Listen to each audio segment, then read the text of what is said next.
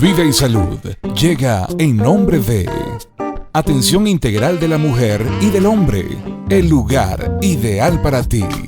Graduaciones Montesco. Farmacia SAS, a tu lado donde estés. Repuestos Valenzuela, lo mejor en repuestos para tu vehículo. Todo está listo para presentar un nuevo episodio de su programa favorito, Vida y Salud, con el doctor José Gregorio Rodríguez.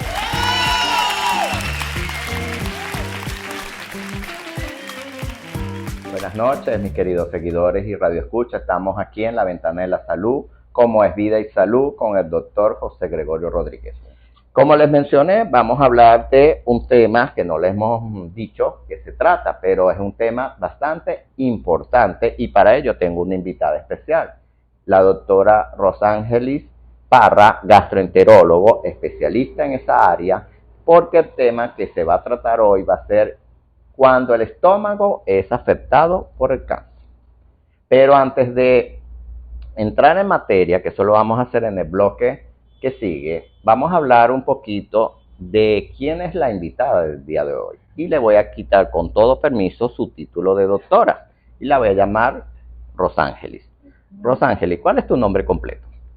Rosargelis Marina Parra Graterol. Ok. ¿Naciste en dónde? En Trujillo. Trujillo. ¿En qué parte de Trujillo? Trujillo, la capital. Muy bien. ¿En qué fecha? Bueno, si quieres no decir el año, lo puedes hacer. 10 de enero de 1986. 1986. Vamos a remontarnos en el 86 para acá, desde los 80. ¿Qué hizo, cómo se llaman mamá y papá, si están vivos? Mi mamá se llama María del Rosario y mi papá Argenis Alberto. Ok, de la unión de ambos, ¿cuántos nacieron? Somos 4 hermanos. 4. ¿Y qué posición abarcas tú? Yo soy la tercera y la única mujer. Ok, la tercera de 4, imagínate, la consentida. Muy bien. En los años 80, finales de los 80, ¿con qué jugabas? Correr, recuerdo que corríamos mucho. Ajá. Con trompo, metras, me parecía un varón. Claro, con la influencia de 3 hermanos varones, imagínate. Exactamente. Y desde pequeños nos inculcaron mucho la parte del deporte, practicaba atletismo. Ah, qué bueno, excelente. ¿Dónde estudiaste la primaria? Se llama Colegio Rosario Almarza. O Okay. sea, una escuela, una unidad básica, Rosario Almarza. Ahí estudiaste los 6 años. Desde preescolar, Ajá. primaria, Okay. y el inicio de bachillerato hasta tercer año. Ok, y estudiaste hasta la básica. Hasta la básica. Después de ahí te trasladas ¿hacia dónde? Pasé a un liceo que se llama Liceo Cristóbal Mendoza. Ok. Y te gradúas en bachiller en ciencia. Después que sales de bachiller en ciencia, ¿qué te hizo inclinarte por la carrera de medicina? Bueno, desde el inicio del bachillerato, cuando comencé a ver las materias más fuertes, o sea, que era ya matemática, física, química, me gustaba mucho la biología. Y si bien salía bien en física y matemática, no era así mi fuerte. Y yo dije, no, creo que me voy a ir por la parte más de biología y salud. A ver, incluso recuerdo una materia que se llamaba Educación para la Salud. Ajá. Me fascinaba. Y yo dije, no, lo mío como que es la medicina. Excelente. ¿Y dónde estudias la carrera de medicina? Aquí en nuestra alma mater, que es la Universidad Centro Occidental Lisandro Alvarado, Muy la bien. UCLA. ¿En qué año fue eso? Ingresé en el año 2003 y egresé en el año 2010, 2009, finales del 2009. 2009, muy bien. Después, ¿qué te motiva a hacer gastroenterología? Bueno, yo hice... ¿O haces primero medicina interna? Medicina interna, Es correcto. Fue del año 2012 al 2015. Ok, ¿dónde haces medicina interna? También en la UCLA, Okay. Específicamente en el Antonio María Pineda. Muy bien. La parte asistencial. Y bueno, uno pasa por ahí, por todas las especialidades, todos los pacientes que tenemos nos permiten como dirigir a qué subespecialidad nos queremos ir. Ok. Y quedé enganchada con la gastroenterología. Y después de ahí, haces 3 años, ¿no? ¿Es gastro? Hice una pausa de 1 año Okay. y luego hice gastroenterología el año 2017 y 2018. Egresé de gastroenterólogo en el 2018. 2018, muy bien. En ese tiempo de estudios, ¿cómo fue? ¿Fue agradable? Porque la mayoría de las personas añoran esa época de la vida, estudiante. Sí. ¿Para ti fue igual? Sí, por lo menos yo me disfruté mucho mi carrera de médico, Ujú. en la carrera de medicina como tal, a pesar de que me vine de Trujillo, dejé a mi familia. Claro. Bueno, los primeros semestres fueron un poco fuertes en esa parte de la adaptación, pero luego, bueno, me adapté al grupo, al ambiente, a la ciudad. Fueron muchas cosas que tuve que cambiar porque los estilos de vida son completamente distintos. Sí, señor. Además, la carga académica, la responsabilidad. Hasta el Pero a clima. medida que me fue enamorando de la carrera, se me hizo bastante satisfactoria. Muy bien. Vamos ahora en la parte de la entrevista de preguntas cortas con respuestas cortas. Okay. ¿Color favorito? El azul. Ok. ¿Color que no te colocaría por nada del mundo? No, nos reímos porque la mayoría de los invitados, creo que hemos tenido uno o dos que han dicho otros colores. Todo el mundo es el azul. Azul, ¿Hombre azul, o mujer? Azul, azul Ya lo pude detectar por la vestimenta. Ajá. ¿Color que no te va con tu personalidad? Anaranjado. Anaranjado. parece Y eso que también. tienes una piel blanca que puedes prestar para esos colores. Muy bien. ¿Comida favorita? Mi comida favorita son las panquecas. Las O sea, pan- puedo desayunar, almorzar y cenar panquecas. Oye, qué bueno. ¿Y qué alimento no comerías porque no te gusta por nada del mundo? No me gustan mucho las anchoas, se las saco siempre A las la pizzas. pizza. Tan ricas que son. Sí. De resto, todo lo demás, si está bien hecho, me lo como. Ok, eres buen diente. Muy bien. ¿Eres de cine o de series? Bueno, lo que pasa es que la tendencia hoy en día son las series, ¿verdad? Ajá. Entonces, hay algunas series que me han enganchado. Además, la facilidad de verlo desde la casa. Claro. Yo soy mamá, entonces, bueno, en mis tiempos libres cuando puedo, voy viendo por capítulos. Muy bien. ¿Cuántos niños tienes? Porque hablaste Tengo- que eres mamá. Tengo 2 hijos. 2 hijas. Tengo una niña, la mayor tiene 7 años Ajá. y el más pequeño tiene 6 meses. Muy Cumple bien. 6 meses el jueves. Oye, no parece que fueses tenido un niño. Se ve muy bien, qué bueno. Excelente. ¿Perfume favorito? Bueno, realmente de las fragancias siempre trato de usar fragancias muy suaves porque no me gusta ni que me invadan con los perfumes ni yo invadir a nadie. Ok, Actualmente uso el Tommy Gear. ok, Es excelente. muy suave, Ya saben, fresco. seguidores y radioescucha, para que la doctora le regalen esa marca. Muy bien. ¿Olor u aroma que te traiga un recuerdo? O sea, el aroma que me gusta mucho es el del café. Ok, O sea, porque siento recién que- colado. Sí, recién hecho porque, o sea, me despierta, me hace sentir que bueno, es un nuevo día. ¿Y no te transporta a tu Me- ciudad? A Me Valera. transporta, no, me transporta mucho como cuando hice mi pasantía de la rural. Ah, ok. ¿Dónde fue esa En ruta? Sicarigua, que es un pueblito del municipio Torres. Ujú, ok. Fueron unas pasantías también muy agradables, porque se combinaba el olor del café como el de De la monta- grama mojada, húmeda. Ajá, ok, ¿Ok? Ese de la corte naturaleza. De la naturaleza me parece muy agradable. Muy bien. ¿Ok? Con tu primer sueldo, ¿qué hiciste? ¿Y cuánto fue? Me acuerdo que eran bolívares. Bueno, pero era bastante porque no le pagaban atrasado. Cónchale. Yo recuerdo, yo comencé a trabajar en junio del 2010. Tiene que haber sido ropa, zarcillo, una cosa. Ok, bueno. Con el tiempo fue ahorrando y me compré mi primer carro, pero Ah. seguro fue ropa, zarcillo, cartera, una cosa de eso. Claro que sí, así fue. Vamos a la intimidad, vámonos a la cama. Okay. ¿Del lado derecho o del lado izquierdo de la cama? ¿Duermes? Del lado derecho. Del lado derecho. ¿Arriba o abajo? Estás en una litera, pues. Entras a una habitación y hay una litera. ¿A dónde te ubicarías? ¿Arriba o abajo? Abajo. Abajo. ¿Adentro o afuera? Adentro. Adentro de la habitación, claro.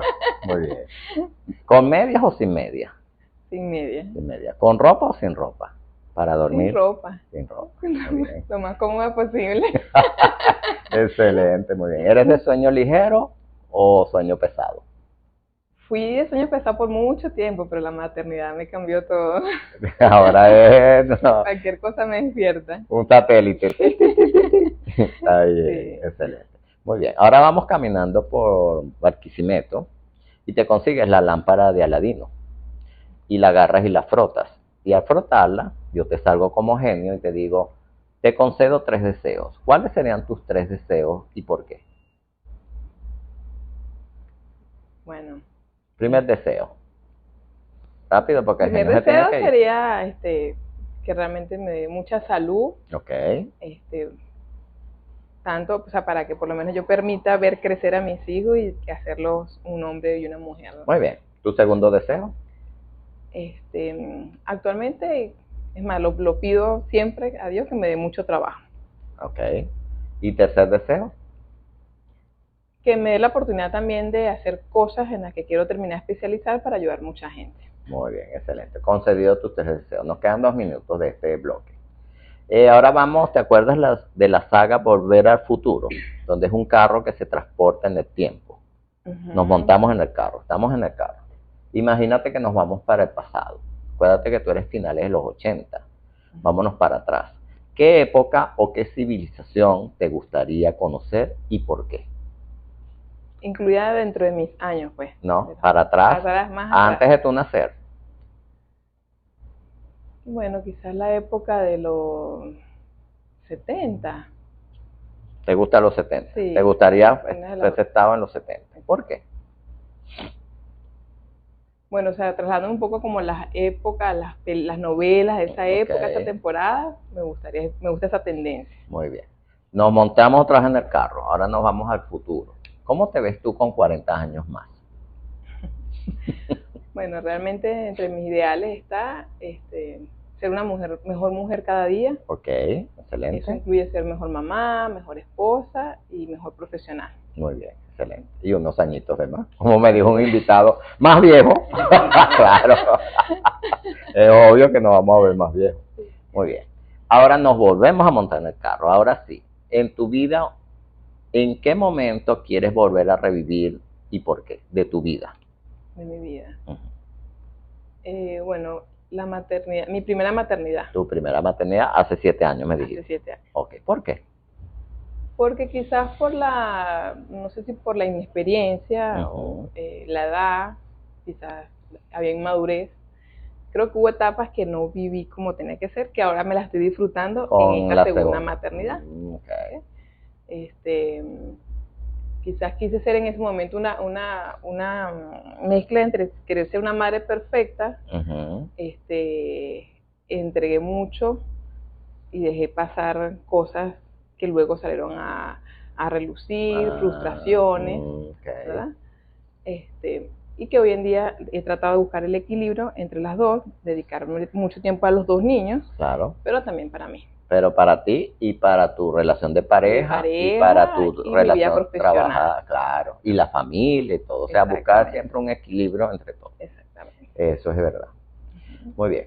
Ahora te pregunto, de hacer otra cosa que no sea medicina, ¿qué te gustaría hacer? Que no fuese médico.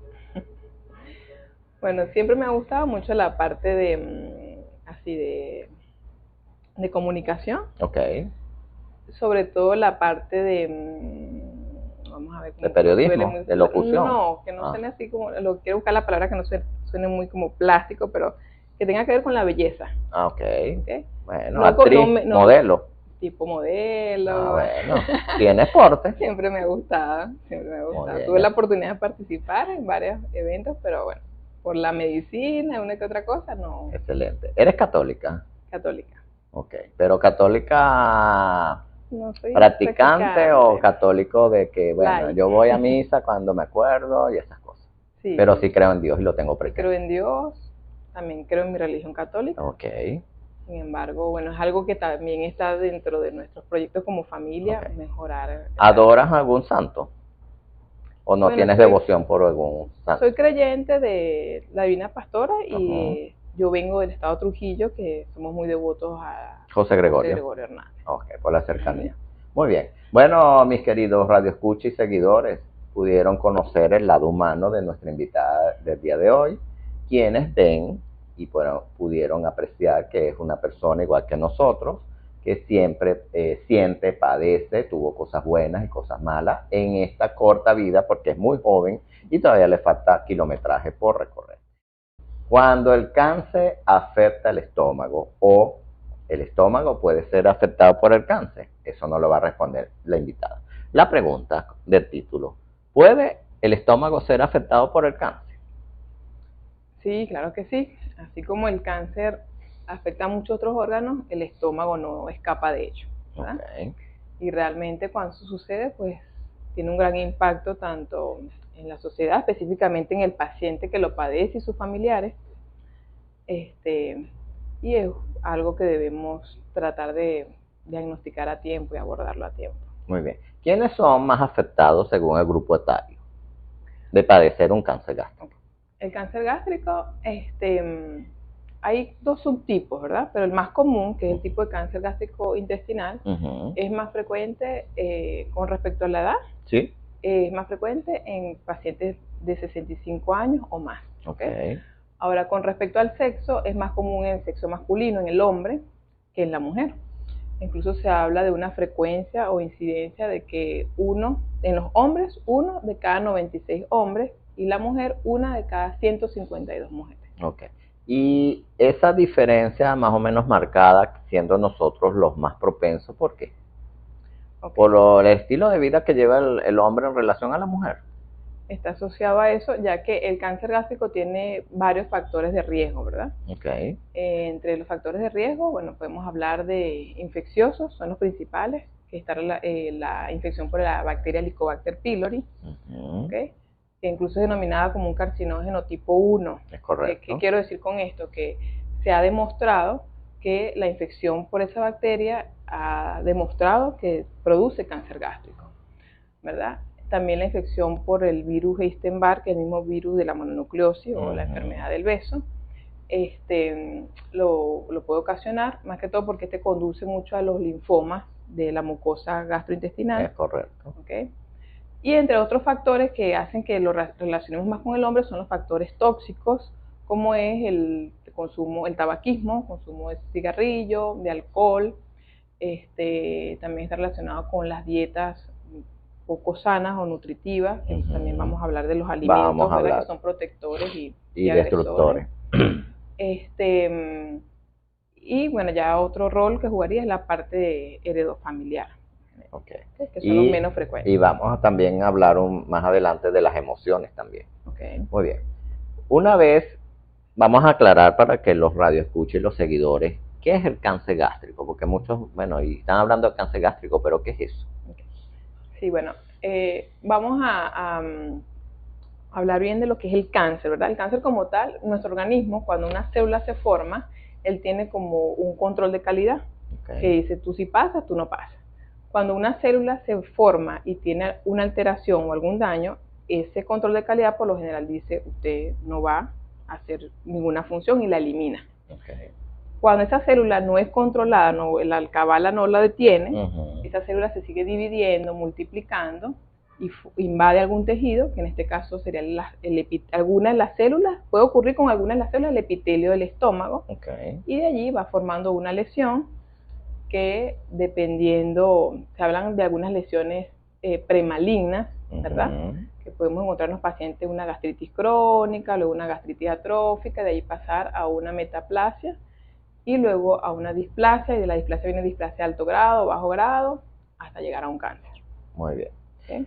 ¿Qué partes del estómago? Porque el estómago se divide en varias partes o varios segmentos. ¿Qué parte del estómago es más frecuente ser afectado por el cáncer?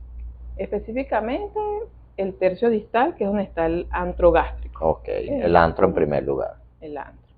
Y la parte del cuerpo gástrico, y el menos frecuente, más que todo en nuestra región, es la parte del tercio superior, que es el cardias gástrico. Okay. Entonces, antro, cuerpo y cardias. Muy bien.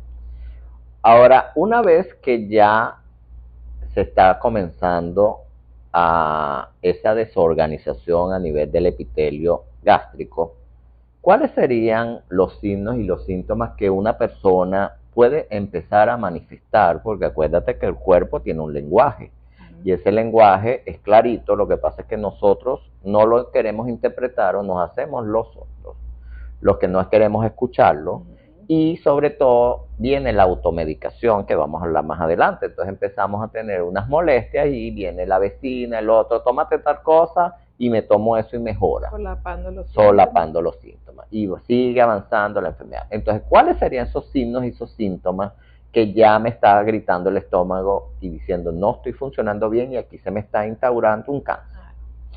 Bueno, en las etapas iniciales los síntomas pueden ser muy similares a una gastritis. El paciente puede manifestar unos síntomas muy inespecíficos que lo llamamos síntomas de dispepsia, que es un disconfort en la parte digestiva superior, sensación de llenura, saciedad precoz, es decir, que antes un paciente se comía 2 arepas y se empieza a comer una sola arepa porque ya se llena, ¿ok?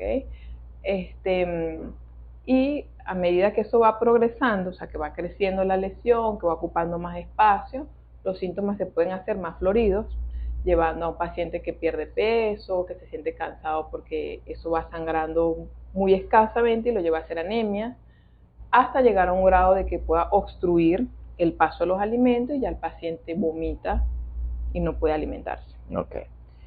¿Y cuáles serían los signos más graves que diga, bueno, esta enfermedad ya está tomado casi todo el estómago y se fue por otro lado? Esos serían los signos de alarma. De alarma, va a decirlo. Bueno, entonces tenemos ese paciente con una pérdida importante de peso que no está asociada a dieta, es correcto, a un régimen dietético, evacuaciones con sangre o casi siempre es color negro, que es la melena, ¿ok? Una masa abdominal palpable, sea porque el mismo paciente se la perciba o el médico cuando lo explore siente una masa palpable, por lo general en la parte del abdomen superior. Hay otros signos más, bueno, ya con la experiencia uno lo va adquiriendo, que se escribe un ganglio aquí supraclavicular izquierdo, ¿verdad? Lo podemos encontrar, o alguna lesión a nivel del ombligo. Pero en general son eso, pérdida de peso, anemia, fatiga o evacuaciones con sangre o negras. Muy bien, entonces ya ahí lamentablemente la enfermedad ha avanzado bastante. Hablaste de los virus y dentro de los virus una bacteria, unos dicen que es una bacteria, otros dicen que es un virus, pero se considera una bacteria porque se trata con antibióticos. El Helicobacter pylori, de un tiempo para acá se demostró, como tú lo dijiste, es oncogénico. Una vez que está ahí, hay que tratar de eliminarlo porque si se mantiene en el tiempo, es tan resistente esa bacteria que, fíjate, vence el pH del estómago, porque el estómago, para los seguidores, tiene un pH ácido. Ahí lo que hay es un ácido clorhídrico. Y esa bacteria es resistente a eso, o se cubre con una estructura que permite que ella siga sobreviviendo a ese pH. ¿Cómo hacemos estos casos cuando se detecta por primera vez el Helicobacter pylori? Ok. Bueno, el Helicobacter por lo general se detecta en el paciente que tiene síntomas, porque o sea, es el que consulta y uno le dice, bueno, mira, vamos a hacerte la prueba en sangre o en heces, pero hoy en día, como hay muchas razones, o sea, los pacientes tienen mucho acceso a la información, por lo general son pacientes que no tienen síntomas y ellos se hacen la prueba por su cuenta. Ya llegan con la prueba realizada. Exactamente. O porque su familiar lo tiene y también se lo hace. Bueno.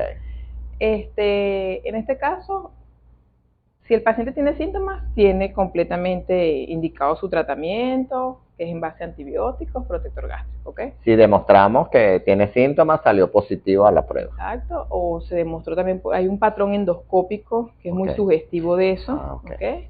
O que se visualice también la presencia de los bacilos en la biopsia que se tome. Anteriormente, bueno, se decía pues que el paciente que no tenía síntomas y era como un hallazgo casual, pues no se trataba. Pero hoy en día, en vista de que es clasificado como un carcinogénico tipo 1, sí debe recibir tratamiento el paciente y hacer vigilancia endoscópica. De esos pacientes que se le hace vigilancia endoscópica, si se hace el hallazgo de una gastritis crónica, más aún si hay atrofia o la presencia de metaplasia incompleta, el seguimiento debería ser cada 6 meses o mínimo anual. Con gastroscopia. Con gastroscopia. O endoscopia digestiva superior. Endoscopia digestiva superior. Ok, muy interesante. Y por supuesto con la prueba en cuanto a la prueba de sangre o de heces, ¿cuál de las dos recomiendas tú? Bueno, ¿las dos o una de las dos? Es más confiable la de heces. Ok. Pero el paciente tiene que saber que para hacerla debe tener mínimo de 3 semanas a 4 semanas donde no haya recibido protector gástrico ni antibiótico. Muy interesante. Porque nos puede dar falsos negativos. ¿Eso qué significa para los que nos están siguiendo? Un falso negativo, ¿qué significa? Que nos va a salir un resultado negativo o una bacteria que aparentemente no está reactiva, no está en actividad, pero que va a estar solapada su replicación por el uso de protector gástrico o de antibióticos. Ok. ¿Ok? O sea, que está ahí, Que está ahí, pero como latente. el estudio no la detectó. No la detectó. Y entonces cree que está negativa Está la cosa, negativa. pero está ahí Ujú. la bacteria Se y debe está guardar controlada por el tratamiento. por el tratamiento. Muy bien. Exactamente. Entonces, muy importante y vamos a aclararlo y a reforzar esa información. No debemos, si nos vamos a hacer la prueba de sangre o de heces, sobre todo la de heces, la de heces no debemos ni haber tomado antibióticos como mínimo 2 o 3 semanas, ni protectores gástricos, para que no ocurra alteración de la prueba. Del resultado. Muy bien, del resultado. Porque con respecto al de sangre, también es confiable, pero ahí hay que pedir IgM, La inmunoglobulina. la inmunoglobulina M, porque es la que nos dice que está activa Claro. en este momento, porque la IgG, ella va a permanecer positiva si ya en algún momento tuvo la infección y fue erradicada. O sea, queda como una memoria en el organismo. Es correcto. En cambio, la IgM, la inmunoglobulina M, sí nos va a decir que está activa y hay que tratarla. Está en la fase aguda. En fase aguda. Muy bien, excelente. Una vez que ya tengo los síntomas y acudo a tu consulta, ¿qué haces tú en la consulta con ese paciente? Bueno, siempre, como nos lo enseñaron como médicos, como internistas y gastroenterólogos, el paciente se le debe hacer un interrogatorio muy exhausto, ¿verdad? Buscando si hay algún signo de alarma o antecedentes familiares importantes, ya que en el cáncer gástrico la relación familiar aumenta 20 veces más la posibilidad de tenerlo cuando tienes un familiar de primera línea, papá, mamá, hermanos o hijos con ese antecedente, ¿ok? O sea, después de interrogarlo muy bien, hacer una buena historia clínica, el paciente pasa un examen físico donde tratamos de buscar todos esos signos que le nombré, o sea, signos de anemia, el ganglio supraclavicular, masas palpables. Siempre en el caso de nosotros los gastroenterólogos, el eco abdominal es como un complemento, una extensión del examen físico, donde tratamos de buscar si hay algún órgano abdominal, vemos un aumento del tamaño del hígado, del vaso, lesiones focales de hígado, ¿okay? Porque realmente por eco no es el método ideal para evaluar estómago ni colon, que eso es por endoscopia. Y si el paciente cumple con todos los criterios para ser llevado a endoscopia, el siguiente paso sería pasar a la endoscopia digestiva superior, que esa sí nos permite visualizar bien toda la mucosa, tanto el esófago como el estómago, ver qué características hay, si está la presencia de una gastritis, tomar biopsia, y en esa biopsia documentar la presencia del Helicobacter, qué tipo de gastritis está, en qué estadio está esa gastritis, si es atrófica o no, o esas lesiones premalignas como la metaplasia.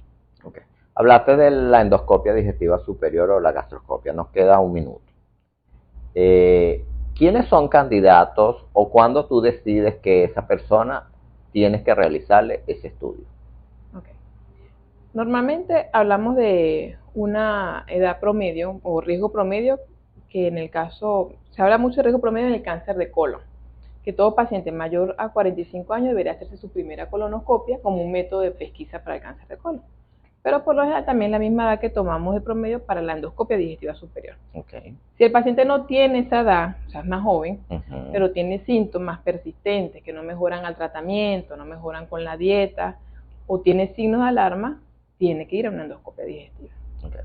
Si tiene signos de alarma, automáticamente sí. O sea, si tiene indicada. síntomas solapados, los que mencionaste, ardor en la boca del estómago, epigastralgia, flatulencia, pesadez a la hora de comer, vamos con tratamiento médico y vamos a determinar la bacteria.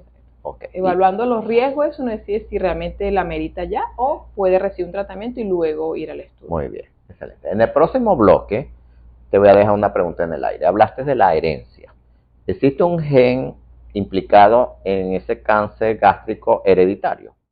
Bueno, nuevamente estamos aquí en las instalaciones de la atención integral de la mujer y del hombre, el lugar ideal para ti. Por supuesto, con nuestra invitada especial, hablando de cuando el estómago es afectado por el cáncer. Queda una pregunta en el aire, y es la parte genética que la mencionaste. Tengo mamá, papá, abuelos con cáncer gástrico. En ese caso, ¿hay un gen implicado en esa herencia? Sí. Con respecto al cáncer gástrico, con un componente genético, ¿verdad? se dice que representa solo del 1 al 3% de los cánceres gástricos, ¿verdad? Y hay unas entidades muy específicas como es el cáncer gástrico difuso familiar, otros síndromes como el síndrome de Lynch o de poliposis, ¿verdad? Que son pacientes que tienen papá, mamá o hermanos con esos antecedentes. De pólipos y de cáncer de colon. Y cáncer de colon. Entonces la probabilidad de que él desarrolle un cáncer gástrico secundario a esa relación genética es del 1 al 3%. Okay. En esos pacientes así, el seguimiento es más precoz, porque incluso el síndrome de Lynch lo pueden hacer cáncer de colon muy joven. Entonces, sí, yo he tenido pacientes a los 30 años. Por eso, entonces la indicación de la gastro en ellos es más temprana, ¿ok? Y hay otros genes involucrados como son los BRCA, BRCA1, 2, 3, si no me equivoco. De hecho, leí por ahí un trabajo que ellos se hacen igual como el cáncer de mama. Ajá, que son los que mismos. Están los BRCA1, BRCA2. Ajá. En ellos se hace como en algunos países han hecho gastrectomías parciales preventivas. Ok. Pero eso todavía está ahí, el estudio que no es 100% seguro ni te previene a que te vaya. Lo voy a hacer en otra parte del estómago. Es correcto, muy bien. Excelente. Ahora te pregunto, los otros factores causantes del cáncer.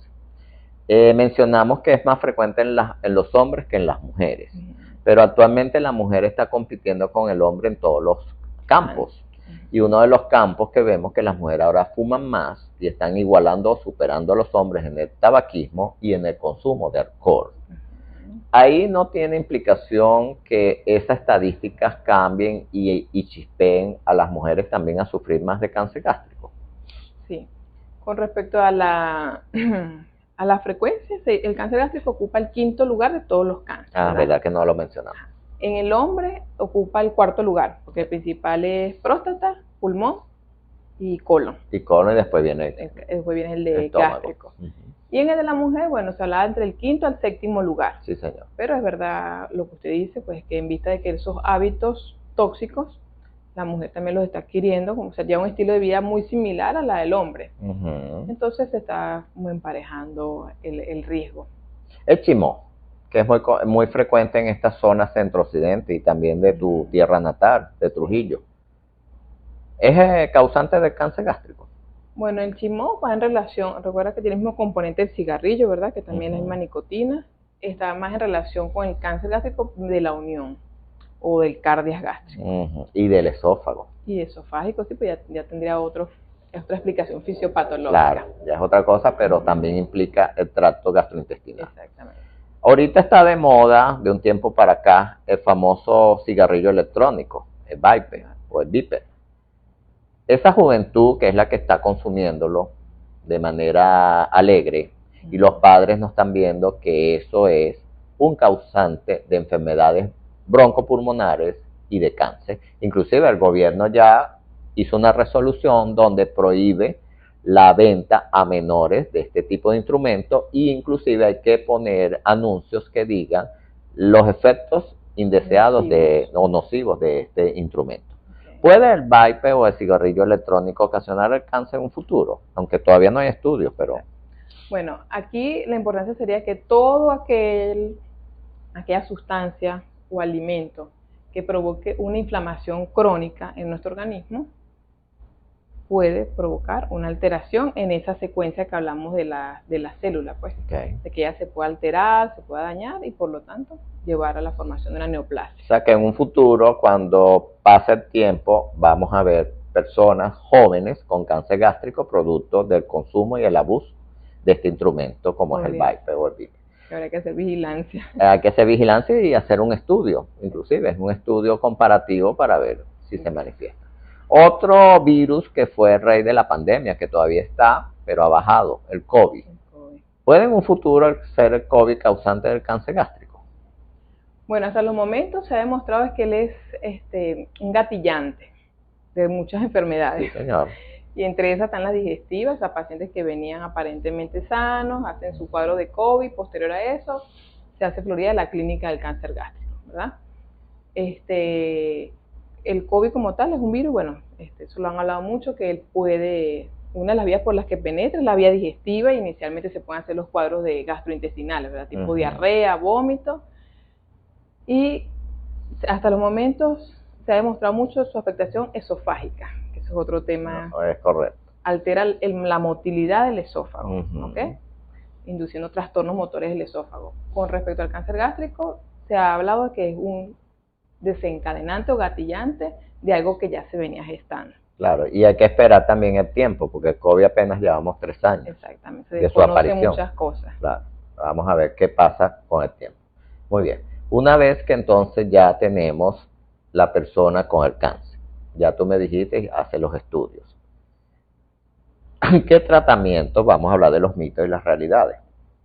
Los tratamientos. Puede ser que las personas les gusten automedicarse y dentro de esa, cuando empiezo molestia en el estómago, sensación de pesadez, me tomo un bloqueante H2, un antiácido y para de contar. ¿Cuándo está indicado y cuándo no debe estar indicado el uso de los bloqueantes H2 y de los protectores gástricos? Bueno, lo ideal es que todo paciente con síntomas consulte a un médico. Y si no se automedique. Que no se automedique. Y las indicaciones como tal para las terapias con protector gástrico son pacientes en los que tengan síntomas de gastritis, de enfermedad por reflujo gastroesofágico, pacientes que van a recibir tratamiento con AINES, que son analgésicos antiinflamatorios no esteroideos, como el diclofenac, ibuprofeno.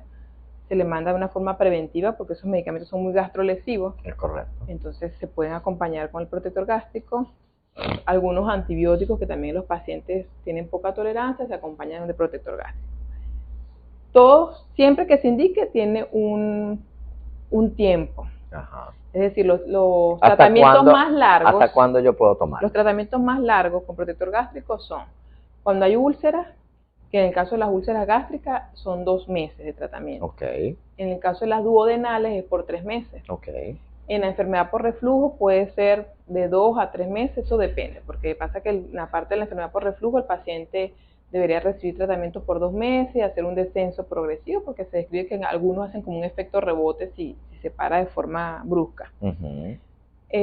Lo demás es temporal, o sea, si es por AINES, si es por analgésicos como diclofenac, ibuprofeno, es temporal, 5 o 7 días de tratamiento. Sí. Si es antibiótico, 7 o 10 días de tratamiento. Más de ahí no debería prolongarse. Okay.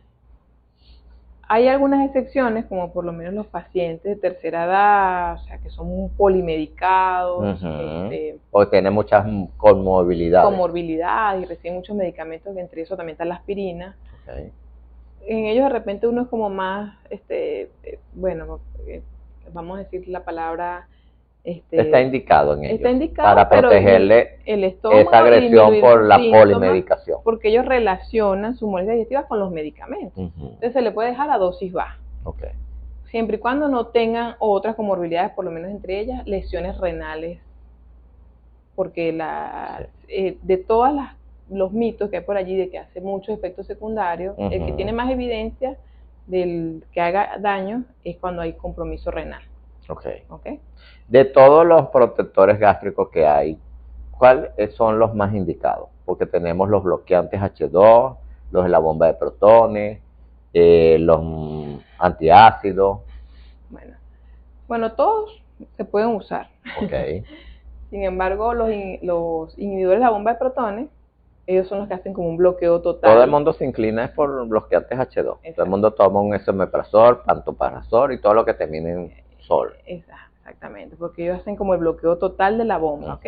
Los bloqueantes H2, ellos parcial, es un bloqueo parcial. Okay. De hecho, los pacientes con respecto a la prueba de Helicobacter, si es un paciente que tiene muchos síntomas y siente que no puede aguantar un mes, 3 semanas o 4 semanas sin tomarlo, pudiese tomar los bloqueantes H2, que son tipo ranitidina, famotidina. Sin embargo, pasa que eso también se han asociado con otros efectos secundarios. Sí, señor. Pero los IBP, que son los inhibidores de bomba de protones, como los omeprazol, esomeprazol, pantoprazol, eso sí no los puede recibir mientras va a estar haciendo ese periodo de espera para realizar la prueba. ¿Okay? Pero todos se pueden usar, también depende de la intensidad de los síntomas. Y el abuso, si yo abuso del uso indiscriminado de esos protectores gástricos o antiácidos, ¿qué complicaciones me pueden producir? Ya mencionamos renal, ¿qué otra cosa? Infecciones de la parte digestiva, ¿ok? Porque Ujú. recordemos que el ácido clorhídrico tiene su función en el estómago, Es correcto. ¿verdad? Que es tratar de neutralizar todo aquel cuerpo extraño que ingrese de tipo virus, bacterias e incluso parásitos. Inclusive lo que viene con los alimentos. Exacto, que viene contaminado, los alimentos que ya vienen contaminados, Ujú. y evitar de esa manera que el paciente no vaya a hacer una diarrea, una colitis secundaria, eso que pasó coladito en aquel paciente que recibe protector gástrico de forma crónica. Ok, muy bien. Ahora, antes se usaba mucho el Alka-Seltzer, ¿te acuerdas? Ahora dejaron de hacer la publicidad. ¿Te acuerdas del Alka-Seltzer? bueno, No era de tu también. época, ¿no? Porque te quedaste así viejo. Esa pastillita que le echaban en agua, efervescente, Eso es tómate un bicarbonato, Alka-Seltzer. pues. Ajá. Si tienes disconfort gástrico, tómate un Alka-Seltzer. Vamos a hacerle la cuña. ¿Es indicado tomar el Alka-Seltzer? ¿O ya eso no se usa? Lo que Es pasa bicarbonato. es que es bicarbonato, ajá, es igual como que se tome una pastilla esa, los Tunes, Ajá, son también bases, tú, son bases de el hidróxido Maló. de aluminio, de magnesio, todos. Entonces, como le digo, depende de la clínica del paciente. Ok. Ahora, si son esos pacientes con gastritis crónicas, persistentes, recurrentes, ya uno se va más por los IBP, los protectores gástricos tipo IBP. Pero sí se pudiese usar en momentos muy específicos. Otro remedio casero. Bueno, El chinoto, el refresco oscuro, venga, bien, vamos a hacer el nombre, Pepsi-Cola, Coca-Cola con limón. ¿Es indicado? no, o sea, lo que pasa es que hay que ver el contexto de la Pepsi-Cola, Coca-Cola, que no es solamente aprovecharse de los gases que ella trae, que eso es también bicarbonato, sino ella viene acompañada de una gran carga de glucosa, ¿verdad? Además, bueno, la cafeína, los colorantes. Y lo remato con limón. La Bueno, gente mejora y dice, ay, me mejoré. Sí. No, me voy más por los remedios caseros, tipo, se toman su lechosa o toman agua de avena. Okay. Hay otros que me han comentado que ponen a hervir la papa y se toman el agua de la papa, que sienten alivio de los La guanábana, el agua de la guanábana. Prefiero que se vayan por esos remedios naturales a que inventen con la Coca-Cola, el limón. La leche, los lácteos, porque hay gente que también, no, tomo leche y se me mejora, o tomo leche y me exacerba más el síntoma. Eso hace una mejoría parcial y transitoria, porque ahí lo que pasa es que, bueno, si tienes mucho malestar, disconfort por la gastritis o reflujo, que eso es por el ácido, en lo que tomas la leche, ella tiene un pH que va a neutralizar el ácido. Okay. Se hace una calma transitoria, pero después es hasta peor los síntomas. Claro. Y si eso va asociado a una intolerancia a la lactosa, bueno. Oye, nos queda un minuto. Alimentos que me dañan el estómago, ¿cuáles serían? Ok. Bueno, empeorando la parte de la gastritis, está relacionado el alto consumo de sal, de grasas y de alimentos ricos en nitratos y nitritos. Okay. Que ahí entran son los alimentos ahumados, las carnes procesadas. Como le gusta a la gente, perro caliente, hamburguesa, pizza, embutido, fritanga, y pare de contar. Los refrescos, los lácteos. Una lista larga de alimentos. Ajá. Y ahí le asociamos también el licor, el cigarrillo, los picantes, el picante, que la gente entonces se va a comer una empanada y le echa picante, se va a comer tal cosa y le echa picante. Son irritantes, son gastrolesivos, irritantes de la mucosa gástrica. Para el próximo bloque, la carne roja. Vamos a hablar un poquito de la carne roja porque a la gente le gusta consumir la carne roja pero asada. Y está muy de moda ahorita los restaurantes de asados. Entonces, eso nos lo va a responder en el próximo bloque. Entonces, ya regresamos con nuestra invitada en el tema que hoy conversamos. ¿Puede el estómago ser afectado por el cáncer? ¿Puede el estómago ser afectado por el cáncer? Ya sabemos que sí. Queda una pregunta en el aire. Hablamos sobre la carne roja, sobre todo la preparación y que tanto le gusta a la gente y es la que se utiliza para las celebraciones, la carne asada. ¿Puede la carne asada repetitivamente producir cáncer gástrico? Lo que pasa es que la carne asada como tal, sabes que una de las cosas que por muy magra que uno la vea, ella en sus fibras es muy rica en grasa. Y toda esta grasa ha sido relacionada como que induce o promueve una inflamación crónica en el organismo. Es correcto. Además de que si tiene añadidos en los condimentos o es muy rica en sal, estamos sumando la parte que hablamos de la presencia de nitratos y nitritos, que como elementos agresores de la mucosa digestiva. Claro, más la parrilla, la brasa, el carbón, el combustible que usamos para encender las brasas y para de contar. Eso genera hidrocarburos aromáticos que me cambian mi ADN de todas las células y el estómago no se escapa. Pero ya saben, no es que no se consuma parrilla, pero no lo hagas de manera repetitiva. Toda celebración, una parrilla, no, celebra con otra cosa. Muy bien. ¿Cuáles serían los alimentos protectores? Ya hablamos los villanos, ahora vamos los que son buenos para nuestro estómago. Bueno, los alimentos, todos aquellos alimentos que sean ricos en fibra. Ahí entran las frutas, los vegetales, los cereales tipo avena, el arroz, siempre y cuando el paciente no tenga intolerancia a esas cosas, porque ya ese sería otro tema. Pero esos alimentos muy ricos en fibra que mejoren incluso la motilidad, el vaciamiento gástrico, motilidad digestiva y que no sean proinflamatorios. Muy bien. Y hablaste de las frutas, todas las frutas, porque los cítricos llega un momento que perjudican a mi estómago. Exacto. Bueno, con respecto a eso, hoy en día tratamos de no hacer esas dietas como tan estrictas, ¿verdad? O radicales, donde uno le decía al paciente, no puedes comer nada de esto. Y era una lista inmensa y el paciente decía, bueno, ¿y qué voy a comer? Estamos tratando de hacer una dieta que se adapte al paciente, primero que nada, y que él mismo aprenda a detectar qué alimentos desencadenan síntomas. Porque como les dije anteriormente, de esos factores de riesgo que provoquen síntomas de gastritis o no, en la parte de los alimentos, hay unos que tienen más evidencia que otros. Y esa parte de los cítricos, el nivel de evidencia es muy bajo. Muy bajo. Sin embargo, si el paciente dice, mire, cuando yo me como una naranja, una mandarina, o me tomo un jugo de parchita, me aparece el malestar. O un melón, me da mucho gas. El melón me da mucho gas, tiene que quitarlo de la dieta. Entonces, en esa parte yo siempre les nombro los alimentos que más producen síntomas, que entre ellos siempre incluyo las grasas, o sea, refiriéndome a las grasas tipo cosas frituras, salsas, mantequillas, mayonesa, condimentos, cosas muy condimentadas, los enlatados, picante, pimienta, enlatados, el café, si al paciente también le hace daño, que pues sabemos que el café también tiene otro efecto beneficioso, y en la parte de los gases, granos y lácteos. Pero si él ve que lo consume y no le cae mal, ya se lo dejo como a su discreción. Otro factor que está cada día tomando más auge es las emociones, porque estamos en un siglo XXI muy conmovido, donde las personas están como un detonante y andan en un constante estrés. El estrés es normal porque es una situación de respuesta ante un momento dado del organismo, es el que nos mueve. Pero cuando ese estrés se transforma en distrés y se hace patológico, ¿qué emociones me pueden afectar a mí mi estómago? Porque está demostrado que las emociones, cuando no se manejan de manera adecuada y me quedo enganchado en una de ellas, de las emociones básicas, voy a generar una enfermedad como es el cáncer. En este caso, en el cáncer gástrico, ¿cuáles emociones pueden afectar mi estómago? Bueno, hay que recordar que entre el sistema nervioso central y el digestivo hay un eje que se llama eje intestino-cerebro, ¿verdad? Y hay una comunicación bidireccional.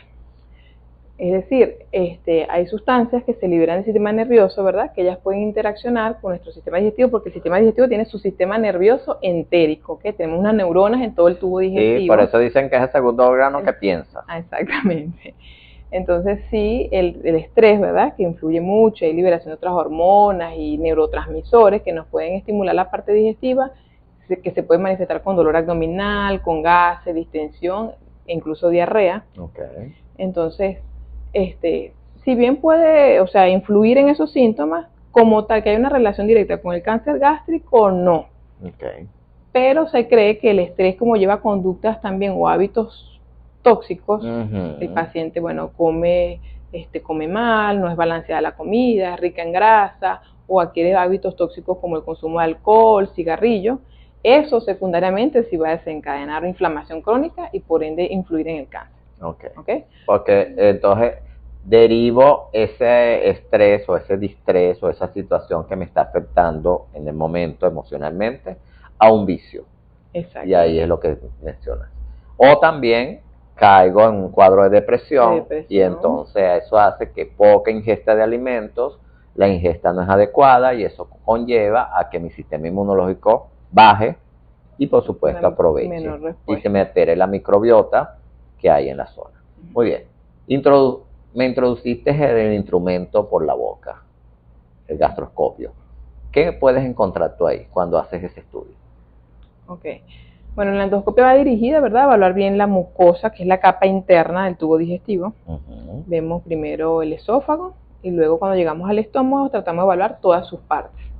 Él tiene, como nombramos, ¿verdad?, la primera parte que vemos arriba es el cardias y fundus gástrico, luego se ve el cuerpo gástrico, luego el antro gástrico, que él termina en un orificio que se llama píloro. Vemos los aspectos que normalmente vemos en la mucosa, que es una mucosa rosada, se puede ver un poco pulida, con los vasos subepiteliales. En condiciones normales no se deberían ver ni pólipos, ni úlceras, ni erosiones. En los pacientes cuando hay cáncer gástrico, dependiendo del estadio, la etapa del cáncer en el que estén, vamos a ver, puede ser desde una simple úlcera, hasta lesiones tipo tumores o polipoideas. Esos pólipos, si van creciendo, se pueden ulcerar y pasan a unos tipos de tumores que le llamamos Bormann, dependiendo del tamaño y la extensión, ¿verdad?, o el compromiso que tenga del área. En algunos pacientes se pueden ver lesiones muy pequeñas, o sea, que son tipo, ve uno algún grado de inflamación, de erosión, se toman biopsia y eso puede reportar hasta tipo de displasias de alto grado y se hacen seguimiento. O sea, es indicativo y mandatorio que al introducir el instrumento, si hay una lesión que veo que no está bien la mucosa como la describiste, debo tomar una muestra. Exactamente. No decir, vamos a darte tratamiento y dejamos así. Se debe tomar una muestra. Normalmente en el protocolo, una endoscopia, uno debería tomar, se habla de 5 biopsias, que son 2 del antro gástrico, 2 del cuerpo gástrico y una específicamente de la incisura angular, y que es como una curva que tiene el estómago, como protocolo. Así no esté viendo nada inflamado. Si vemos algo inflamado también depende, porque a veces hay lesiones que se pueden modificar tomando biopsia. Entonces, dependiendo cómo se categorice, el paciente se ve si es candidato o no de que vaya a una ecoendoscopia, a que esa lesión tenga una resección especial.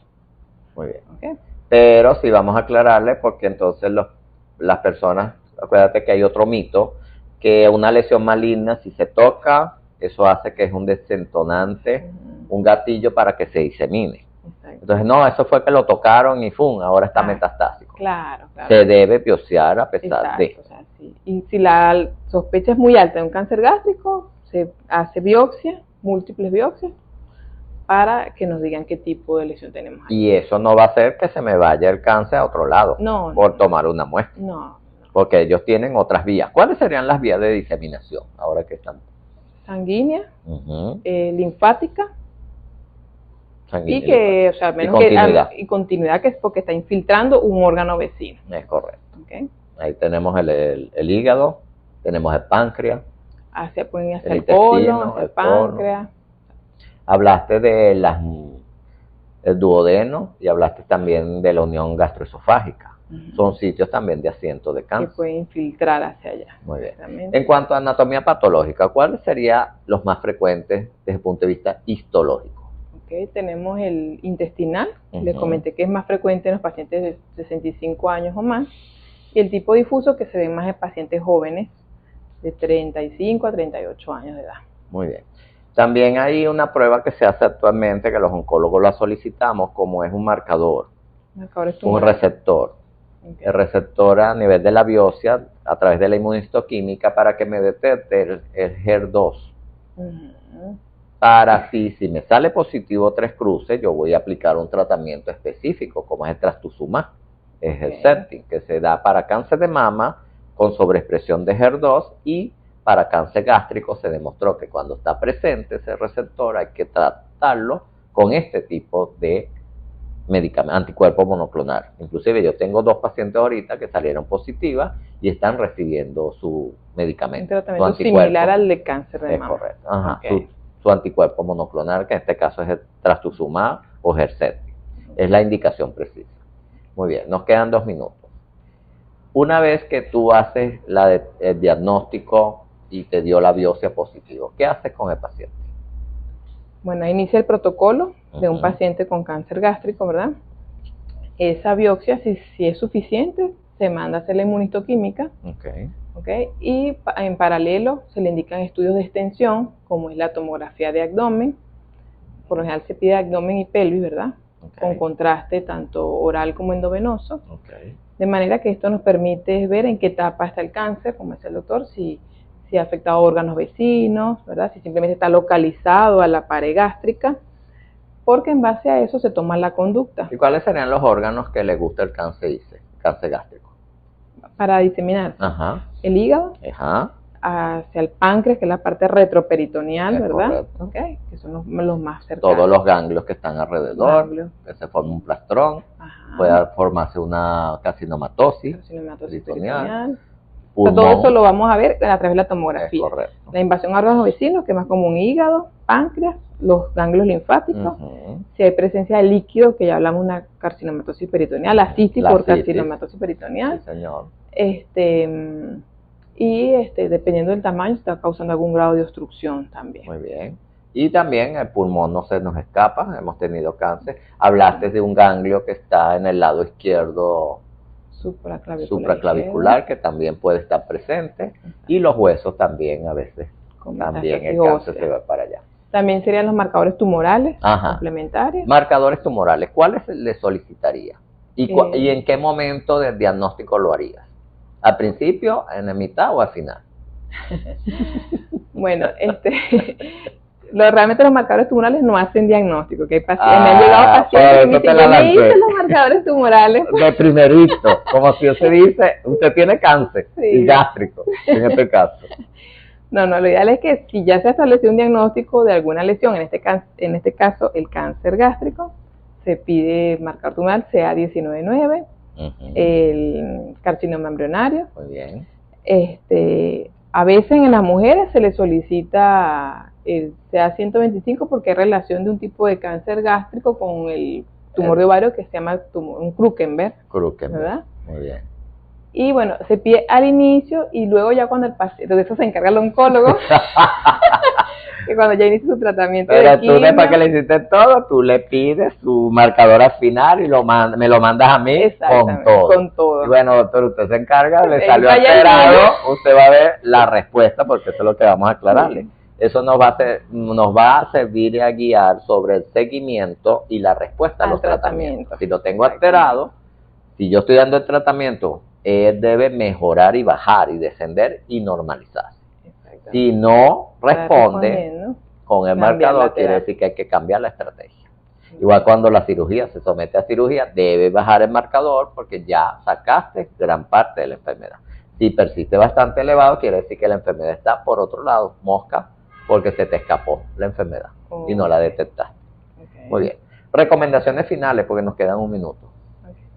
Bueno, principalmente adoptar estilos de vida saludables, ¿verdad? Como hablamos, la parte de la alimentación balanceada, bajo en grasa, baja de estos alimentos ricos en nitratos y nitritos, como hablamos los embutidos, carnes curadas o procesadas.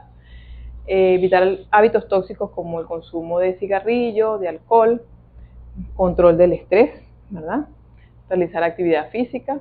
Y ante la presencia de algún síntoma que no es normal en su organismo, como lo dijo muy bien el doctor, el cuerpo nos habla, consultar con un médico. Si es con un médico especialista, sería lo mejor, lo ideal, ya que tiene más conocimiento del tema y lo va a encaminar al paciente en qué se debe hacer.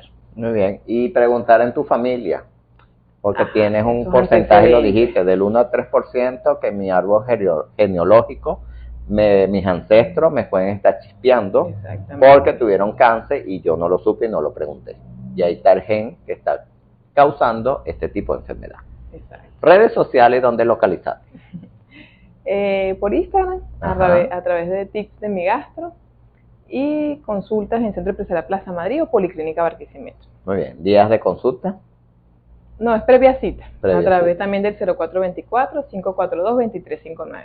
Muy bien. Y gustosamente la doctora le atiende y le da su cita o su secretaria, y ahí tienes a otro especialista que te va a aclarar todas las dudas y te va a tratar de manera objetiva como debe ser, y deja de automedicarse. Esto a la automedicación, señores, porque eso al principio mejora, pero después te daña porque la enfermedad sigue. Y lo que Claro. hiciste fue poner un pañito de agua tibia. Exactamente. Bueno, despedida. Muchas gracias. ¿Te gustó el programa? Muy buena. ¿Cuáles son tus palabras de despedida?